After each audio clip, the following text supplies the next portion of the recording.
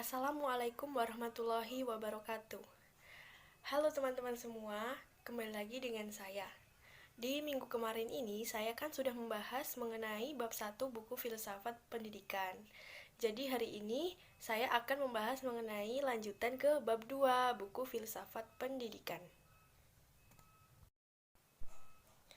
Sebelum lanjut ke materi nih, saya akan memperkenalkan diri saya.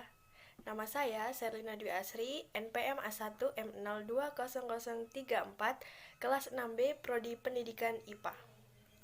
Di sini, saya menjelaskan ini untuk memenuhi salah satu syarat mata kuliah dari Filsafat Pendidikan.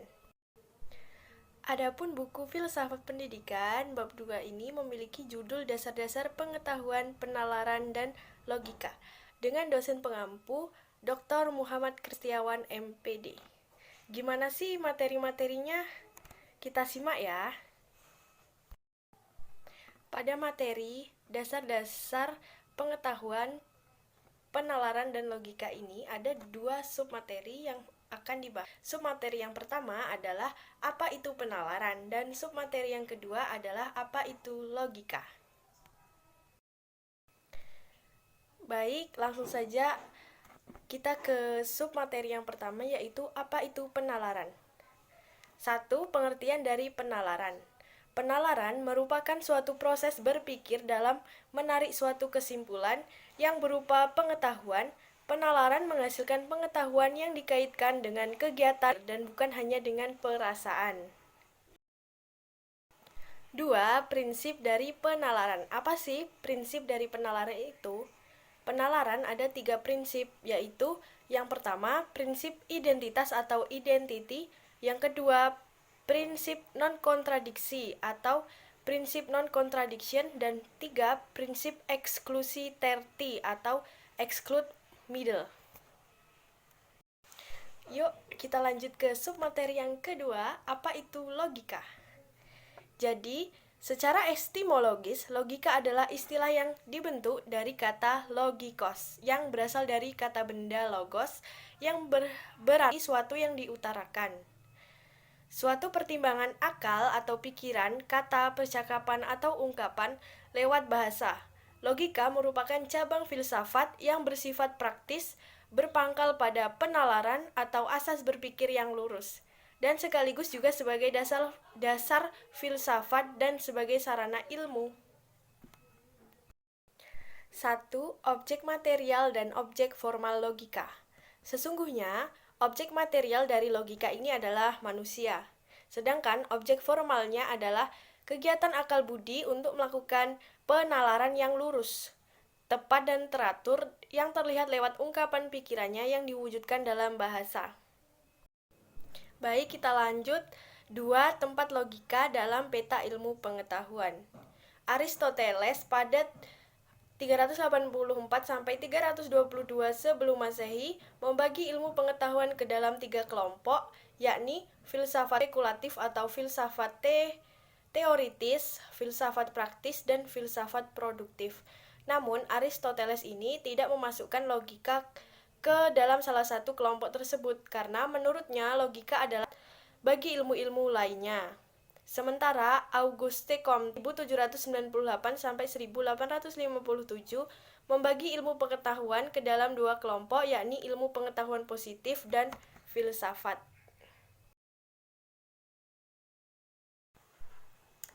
Baik, sekarang kita ke poin yang ketiga, yaitu sejarah dari logika. Logika dimulai sejak Thales 624 sebelum Masehi sampai 548 sebelum Masehi sebagai filsuf Yunani yang pertama. Kemudian, kaum Sofis berserta Plato tahun 427 sebelum Masehi sampai 347 sebelum Masehi juga merintis dan memberikan saran-saran dari bidang filsafat ini. Pada 370 sebelum Masehi sampai 288 sebelum Masehi, Theophrastus, murid Aristoteles, melanjutkan pengembangan logika. Kemudian, sistematisasi logika terjadi pada masa Galenus tahun 130 Masehi sampai 201 Masehi dan Sextus Empiricus 200 Masehi. Dua orang dokter medis yang mengembangkan logika dengan menerapkan metode geometri. Jadi, itulah sejarah logika. Ternyata logika ini sudah dikembangkan jauh dari zaman sebelum Masehi. 4. Logika tradisional dan logika modern. Jadi, apa sih perbedaan dari logika tradisional dan logika modern itu? Yang pertama, logika tradisional membahas dan mempersoalkan definisi, konsep, dan terminologi menurut struktur, susunan, dan nuansanya, serta seluk-beluk penalaran untuk memperoleh kebenaran yang lebih sesuai dengan realitas. Kemudian, logika modern ini atau logika simbolik atau logika matematik menggunakan tanda-tanda atau simbol-simbol matematik hanya sanggup membahas hubungan antara tanda-tanda itu. Padahal, realitas tak mungkin dapat ditangkap sepenuhnya dan tepatnya oleh simbol-simbol matematik.